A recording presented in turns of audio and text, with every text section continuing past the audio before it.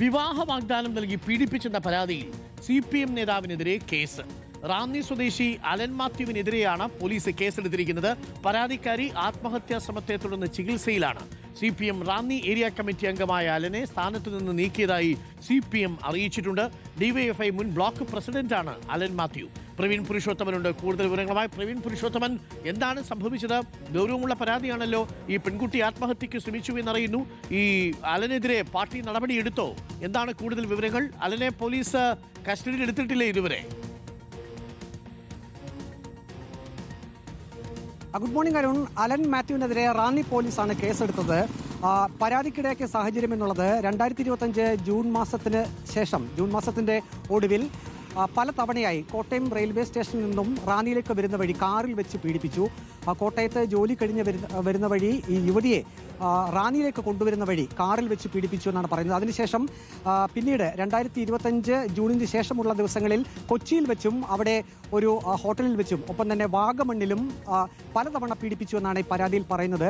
ഈ പരാതി ഏതായാലും റാന്നി പോലീസ് സ്റ്റേഷനിൽ സ്വീകരിച്ചിട്ടുണ്ട്. പോലീസ് FIR ഇട്ടിട്ടുണ്ട്. FIR-ൽ കൃത്യമായി പറയുന്നത് പലതവണയായി ഈ യുവതിയെ അലൻ മാത്യു ശാരീരികമായി പീഡിപ്പിച്ചു എന്നുള്ളതാണ്. വിവാഹ വാഗ്ദാനം നൽകി പീഡിപ്പിച്ചു എന്നാണ് ഇപ്പോൾ പരാതി ഉയർന്നിരിക്കുന്നത്. CPIM നേതൃത്വത്തിന്റെ ശ്രദ്ധയിൽപ്പെട്ടിരുന്നു. DYFI-യുടെ മുൻ മേഖലാ പ്രസിഡന്റ് കൂടിയാണ്. ഒപ്പം തന്നെ CPIM റാന്നി മുൻ ഏരിയ കമ്മിറ്റി അംഗം കൂടിയാണ്. ഈ പരാതിയൊക്കെ ശ്രദ്ധയിൽപ്പെട്ടതിന് ശേഷം പാർട്ടിയുടെ ചുമതലകളിൽ നിന്നും അലൻ മാത്യുവിനെ നീക്കിയതായാണ് CPM-ന്റെ നേതൃത്വം വ്യക്തമാക്കുന്നത്. ഏതായാലും പോലീസ് ഇക്കാര്യത്തിൽ കൃത്യമായിട്ടുള്ള നടപടി സ്വീകരിച്ചിട്ടുണ്ട്.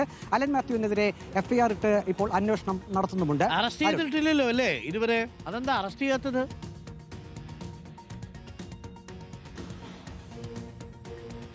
നമുക്കറിയാൻ കഴിയുന്നത് ഈ ഒരു വിഷയം പാർട്ടി നേതൃത്വത്തിന്റെ ശ്രദ്ധയിൽപ്പെട്ടിരുന്നു. അതിനുശേഷം അലൻ മാത്യുവിനുമായി CPIM നേതൃത്വം പലതവണ സംസാരിച്ചിരുന്നു. പക്ഷേ ഈ യുവതി പരാതിയിൽ നിന്നും പിന്മാറാൻ ഉള്ള ഒരു സാഹചര്യം ഉണ്ടായില്ല. അങ്ങനെയുള്ള ചർച്ചകളൊക്കെ നേരത്തെ നടന്നുവെന്നാണ് നമുക്ക് അനൗദ്യോഗികമായി മനസ്സിലാക്കാൻ കഴിയുന്നത്. അതിനുശേഷമാണ് യുവതി ആത്മഹത്യാ ശ്രമം നടത്തുകയും അതിനുശേഷം ഇപ്പോൾ ചികിത്സയിൽ കഴിയുകയുമാണ്. തുടർന്ന് പാർട്ടി ഇക്കാര്യത്തിൽ വളരെ ഗൗരവമായിട്ടുള്ള ഇടപെടൽ നടത്തുകയും അതിനുശേഷം പോലീസ് FIR ഇട്ട് ഇപ്പോൾ അന്വേഷണം നടത്തുകയും ചെയ്യുകയാണ്. അരുൺ, അത് പക്ഷേ രണ്ട് നീതിയല്ലേ പ്രവീൺ പുരുഷോത്തമൻ? ഒരു ഭാഗത്ത് രാഹുൽ മാങ്കൂട്ടത്തിനെതിരെ കേസ് വരുന്ന സമയത്ത് തിടുക്കപ്പെട്ട് രാഹുൽ മാങ്കൂട്ടത്തിൽ അറസ്റ്റ് ചെയ്യാൻ പോകുന്നു.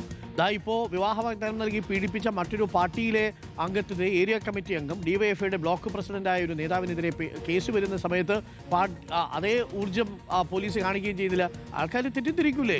ഇവിടെയും വിവാഹ വാഗ്ദാനം നൽകി പീഡനം, അവിടെ 3 കേസുകളുണ്ട്, അത് അവിടെ നിൽക്കട്ടെ. പക്ഷേ എന്നാൽ പോലും അവിടെയും വിവാഹ വാഗ്ദാനം നൽകി പീഡനം എന്നൊരു കേസുണ്ടല്ലോ. അതിൻ്റെ കൂടി അടിസ്ഥാനത്തിലാണല്ലോ അറസ്റ്റ് ചെയ്യാനുള്ള നടപടിക്രമങ്ങൾ ഉണ്ടായത്. അപ്പോൾ ഇതൊരു ഒത്തുതീർപ്പിലേക്കും അല്ലെങ്കിൽ ഒതുക്കി തീർക്കാനുള്ളൊക്കെ ശ്രമമുണ്ടോ? അങ്ങനെ എന്തെങ്കിലും നീക്കം നടക്കുന്നതായിട്ട് അറിയാൻ കഴിയുന്നുണ്ടോ പ്രവീൺ പുരുഷോത്തമൻ? ഈ പെൺകുട്ടിയുടെ വീട്ടുകാരുമായി ബന്ധപ്പെടുമ്പോൾ എന്താണ് അറിയാൻ കഴിയുന്നത്? പെൺകുട്ടി വിവാഹിതയല്ലല്ലോ അല്ലേ? അരുൺ, ഈ പാർട്ടി നേതൃത്വം ഈ ഒരു പരാതി ഉയർന്നതിന് ശേഷം അലൻ മാത്യുവുമായി സംസാരിച്ചിരുന്നതാണ് നമുക്ക് അറിയാൻ കഴിയുന്നത്. കഴിഞ്ഞ തദ്ദേശ തെരഞ്ഞെടുപ്പിൽ അലൻ മാത്യു അവിടെ റാന്നിയിൽ മത്സരിച്ചിരുന്നു. പക്ഷേ പരാജയപ്പെട്ടിരുന്നു.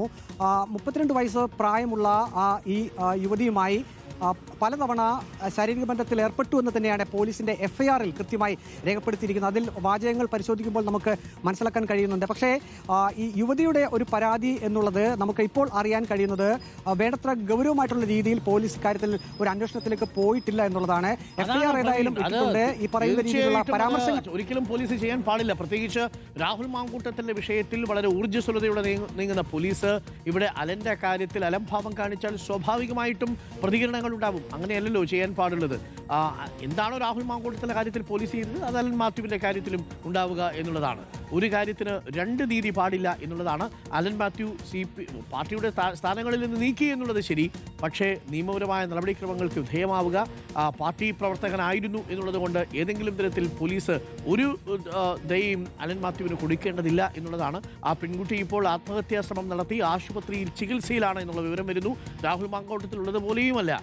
ഇവിടെയാണെങ്കിൽ അലൻ മാത്യുവിനെതിരെ ആരോപണം ഉന്നയിച്ച പെൺകുട്ടി വിവാഹിത പോലും അല്ലാത്ത സാഹചര്യമുണ്ട്. അതുകൊണ്ട് തന്നെ ഗുരുതരമായിട്ടുള്ളൊരു ഒഫൻസ് അതിനകത്തുണ്ട്. പലയിടങ്ങളിൽ വെച്ച് ഈ അലൻ മാത്യു ഈ പെൺകുട്ടിയെ പീഡിപ്പിച്ചു എന്നുള്ളതാണ് ഇപ്പോൾ പുറത്തു വരുന്ന വിവരം. അത് കാറിലുണ്ട്, ഒപ്പം തന്നെ എറണാകുളത്തുണ്ട്, വാഗമണിലുണ്ട് എന്നുള്ളതൊക്കെയാണ് ഇപ്പോൾ പത്തനംതിട്ടയിൽ നിന്ന് പുറത്തു വരുന്ന വിവരം. അങ്ങനെയാണെങ്കിൽ തീർച്ചയായിട്ടും അലൻ മാത്യുവിനെതിരെ നടപടി സ്വീകരിക്കുക എന്നുള്ളതാണ്. ഒരേ കുറ്റത്തിന് രണ്ട് തരത്തിലുള്ള നീതി പാടില്ല എന്നാണ് പോലീസിനോട് പറയാനുള്ളത്. രാഹുൽ മാങ്കൂട്ടത്തിൽ നീതി കിട്ടിയിട്ടില്ലെങ്കിൽ രാഹുൽ മാങ്കൂട്ടത്തിലെ കാര്യത്തിൽ തിടുക്കപ്പെട്ടൊരു ഊർജ്ജസ്വലതയോടുകൂടി ഒരു അറസ്റ്റ് നടന്നിട്ടുണ്ടെങ്കിൽ അത് അലൻ മാത്യുവിന്റെ കാര്യത്തിലും സംഭവിക്കണം എന്നുള്ളതാണ്. അക്കാര്യത്തിൽ രണ്ട് നീതി പാടില്ല എന്നുള്ളത് തന്നെയാണ്. ഈ രാഹുൽ മാങ്കൂട്ടത്തിനെതിരെ പത്തനംതിട്ടയിൽ പ്രതിഷേധം നടത്തിയ കൂട്ടത്തിൽ ഈ അലൻ മാത്യു കാണൂ, ആർക്കറിയാം.